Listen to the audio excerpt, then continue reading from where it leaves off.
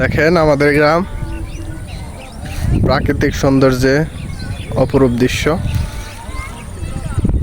আমার সাথে আছে আলামিন, কিছুদিন পরে কোরিয়া থেকে আগত, বাংলাদেশে আসছে। কিছুদিন পরে পানি আসলে অনেক সুন্দর হবে এলাকাটা। এখন আপাতত কাজ চলতেছে ব্রিজের, নাকি? আচ্ছা আলামিন, তুমি যে কোরিয়া থেকে আসলা এতদিন পর, জি।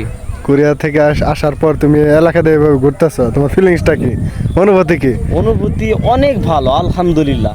যে প্রকৃত একটা বাতাস, নিজের দেশের যে একটা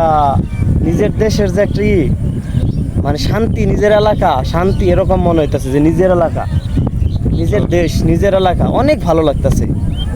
হ্যাঁ হ্যাঁ, অনেকদিন পর আসলা। কয় বছর পর আসলা দেশে জানি? 6 বছর।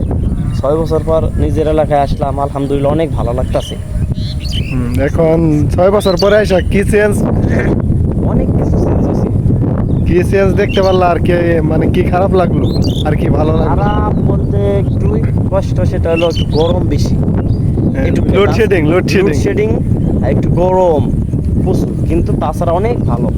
সন্ধ্যা হলে অনেক যে এখন যে আবহাওয়াটা অনেক সুন্দর, অনেক ভালো লাগতেছে।